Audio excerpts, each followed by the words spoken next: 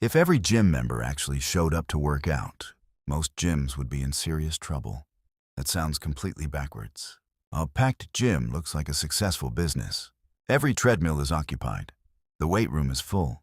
People are lining up at the front desk. From the outside, it looks like the easiest money in the world. More members should mean more profit.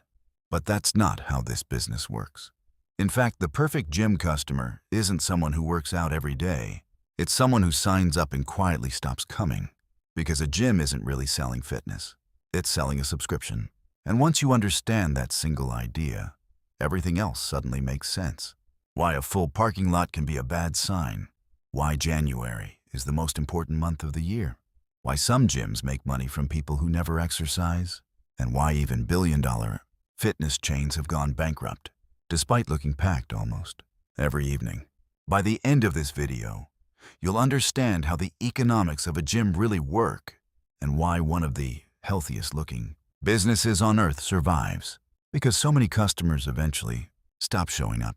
If gyms make so much money from monthly memberships, opening one should be simple. Rent a building, buy some equipment, hang a few mirrors, open the doors. That's what most people imagine. Reality is much less forgiving. Before a single person pays for a membership, you've already committed to one of the most expensive retail businesses you can start. And it begins with a mistake almost every first-time owner makes. They think they're opening a gym. They're actually building a piece of critical infrastructure. There isn't just one type of gym either. At one end are budget chains charging as little as $10 to $25 a month. They operate in buildings the size of supermarkets, pack in thousands of members, automate almost everything, and keep staffing to a minimum. Traditional commercial gyms sit in the middle, usually charging between $40 and $70 per month. Luxury health clubs take a completely different approach. Memberships often start around $150, but what they're really selling isn't access to weights. It's convenience. Spa facilities, swimming pools, co-working spaces, cafes, a lifestyle. Boutique studios go even further, charging premium prices for one specific experience like cycling, Pilates, boxing, or yoga. And at the very top are private training studios, where clients aren't paying for equipment at all. They're paying for someone's time. Every one of these businesses answers the same question differently. Do you earn a little money from a massive number of people, or a lot of money from a small number? But no matter which model you choose, every owner runs into exactly the same wall, the building. Long before you buy a single treadmill, landlords often demand 3 to 6 months of rent up front as a security deposit. Then the renovations begin. Thick rubber flooring strong enough to absorb dropped barbells, commercial locker rooms with industrial plumbing, floor-to-ceiling mirrors, reinforced electrical systems, accessibility requirements, fire safety systems. Tens of thousands of dollars disappear before you've earned your first dollar. But surprisingly, none of that is usually the biggest surprise. The biggest surprise isn't the equipment. It's air. A normal retail store was never designed for 100 people lifting weights, running on treadmills, and filling the room with heat and humidity for hours every day. That creates a problem almost nobody notices until they try to open a gym. Every person exercising needs a constant supply of fresh air. Building codes in many countries require roughly 20 cubic feet of fresh air every minute for each person working out. That number sounds small until you scale it. Imagine a gym floor with 100 people during the evening rush. Suddenly you're moving well over 2,000 cubic feet of fresh air through the building every single minute. A few ceiling fans won't solve that. You're now talking about commercial HVAC systems powerful enough to heat, cool, filter, and constantly replace the air inside the building. Depending on the space, that upgrade alone can cost up to $50,000 before you've sold a single membership. And that's exactly when many owners realize something uncomfortable. Opening the gym was only the beginning, because unlike the flooring or the mirrors, this system never stops costing money. Every hour the gym is open, those ventilation systems keep running, along with industrial lighting, hot water, climate control, electricity for dozens of machines, laundry, showers, utility bills quietly become one of the largest recurring expenses in the business. Then comes another decision that looks simple, but can completely change the financial future of the gym: buying the equipment. Most people assume buying gym equipment is easy. You pick some treadmills, a few benches, some dumbbells, swipe the company credit card. Done. In reality, this is one of the biggest financial decisions the owner will ever make. A fully equipped commercial gym can easily require anywhere from $40,000 to more than $250,000 in equipment alone. And now comes the first real gamble. Do you buy everything outright or finance it? Paying cash means owning the equipment immediately. No monthly financing, no interest. But it also drains the very thing every young business desperately needs: cash. Leasing solves that problem. Instead of spending hundreds of thousands of dollars on day one, you spread the cost over several years. Your cash stays in the business. You can replace machines more often, keep the gym looking modern, and survive unexpected expenses. It sounds like the obvious choice until the economy changes, because lease payments don't care whether your gym is full or empty. Even if memberships fall, those payments keep coming every month. Some owners discover too late that they don't actually own most of the equipment inside their own gym. They're simply renting it from a finance company. And if the business fails, those contracts often survive longer than the business itself. But even expensive equipment isn't enough to save a gym if it's built in the wrong place. Choosing the right location matters, but not for the reason most people think. First-time owners often chase busy streets, expensive shopping districts, or the biggest buildings they can afford. What actually matters is much simpler. Most gym members travel no more than 10 to 15 minutes from home or work. That small circle around your building isn't just your neighborhood. It's your entire market.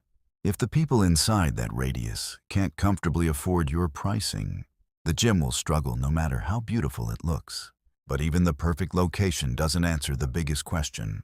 How does a gym actually make money?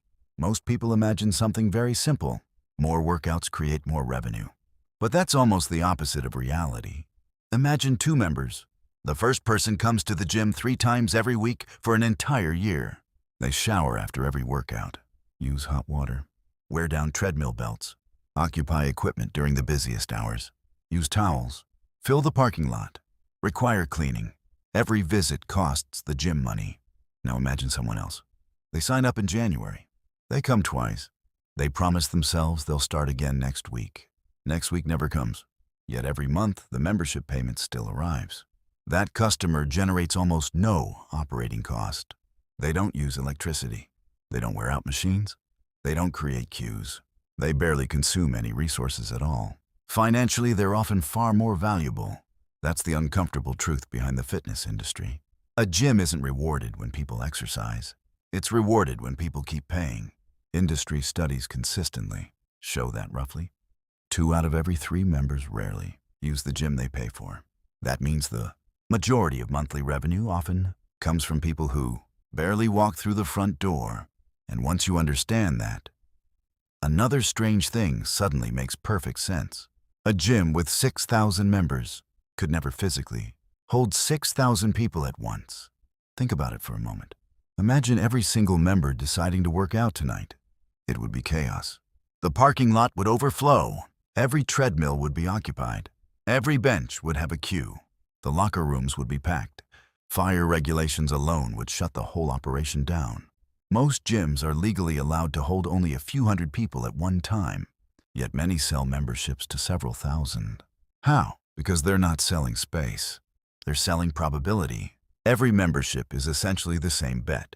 Most people won't come today, most won't come tomorrow, and many eventually won't come. That's why January is unlike any other month in the fitness business. Every new year, millions of people decide this will finally be the year they change their lives. Roughly 12% of annual gym signups happen in January alone. Cash floods into the business. New memberships surge. Parking lots overflow. It looks incredible, but experienced owners know something everyone else doesn't. Most of those people won't still be coming by summer. Around half stop attending within 6 months. Up to 80% of New Year's resolution members eventually quit. Owners aren't celebrating January because gyms are suddenly full. They're celebrating because January finances the quieter months that follow, which raises another uncomfortable question. If people stop going, why don't they simply If people stop going, why don't they just cancel? At first glance, that seems like the obvious decision. You're paying for something you don't use. So why keep paying? Because the gym isn't fighting your wallet. It's fighting your psychology. Think about what canceling actually means. It isn't just ending a subscription. For many people, it feels like admitting defeat. Canceling means saying, I'm probably not going to become the person I planned to be this year. That's surprisingly difficult. A small monthly payment, quietly, becomes the price of keeping that possibility alive. Maybe next Monday. Maybe after this busy month. Maybe after the holidays. Maybe when work slows down. As long as the membership stays active, the goal still feels alive. Behavioral economists sometimes describe this as a commitment device. You're paying today for the person you hope to become tomorrow. Then inertia takes over. $30, $50, maybe $80. Small enough to ignore. Easy enough to postpone. Month after month. Which is why many gyms don't actually lose members. They lose attendance. And there is another reason cancellations happen more slowly than sign-ups. Leaving is often more difficult than joining. Depending on the company, canceling may require written notice, visiting the club in person, or waiting 30 to 60 days before the membership officially ends. None of these rules are necessarily unusual on their own, but together, they create friction. And in subscription businesses, even small amounts of friction can dramatically reduce cancellations. That's why a gym can look almost empty on a Tuesday afternoon, while thousands of memberships remain active. But subscriptions alone still aren't enough to explain whether a gym succeeds, because the money keeps leaking out in places most people never notice. From the outside, running a gym looks simple. Open the doors, turn on the lights, let people work out. But behind the scenes, money disappears in dozens of invisible ways. Music, for example. You can't simply connect your Spotify playlist to the speakers, playing music inside a commercial. Business usually requires public performance licenses. Depending on the country and the organizations involved, those licenses can cost thousands of dollars every year. Ignore them, and the legal consequences can be expensive. Then there are the utility bills, industrial ventilation, climate control, bright lighting, hot showers, constant laundry, equipment maintenance. Every treadmill eventually needs servicing. Every cable machine wears down. Every rowing machine breaks. Most customers never notice these costs. Owners think about them every single day, which explains something that has confused people for years. How can huge gym chains, with thousands of locations, still go bankrupt? Scale doesn't automatically protect a business. In some cases, it magnifies every mistake. Bally Total Fitness once became one of the biggest gym chains in America. Millions of members, thousands of employees, long-term contracts. Yet despite all that revenue, the company filed for bankruptcy more than once. 24-Hour Fitness faced a similar crisis years later, not because people suddenly stopped exercising, and not because gyms became unpopular. The problem was much simpler. Debt, lease, obligations, financing, fixed costs that kept growing, even when cash flow slowed. Those companies discovered the same lesson every small gym owner eventually learns. Revenue doesn't keep a business alive. Cash flow does. Which brings us to the single equation. Every gym owner watches more closely than anything else. Strip away the branding, the motivational slogans, the mirrors, the music, and every gym eventually comes down to one surprisingly simple equation. Monthly membership revenue minus fixed operating costs. That's it.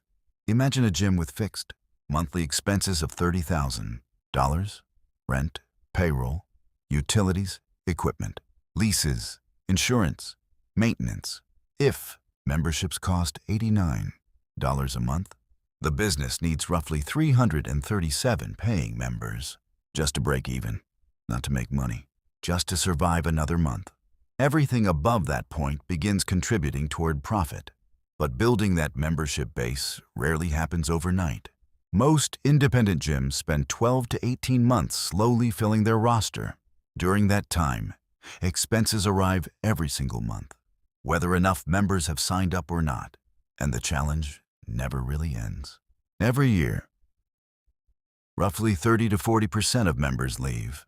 That means many gyms spend most of their marketing budget replacing people they already lost, rather than growing, which explains why successful gyms rarely depend on memberships alone. Personal training, small group coaching, nutrition programs, merchandise, recovery services. These aren't just extra income. They're often what turns an average gym into a profitable one. From the outside, a busy gym looks like one of the safest businesses you could possibly own. Full parking lots, packed weight rooms, people everywhere. But now you know that those images can be surprisingly misleading. A gym isn't judged by how many people are exercising today. It's judged by how many memberships are still active next month. The strange reality is that the perfect customer isn't necessarily the strongest or the most dedicated.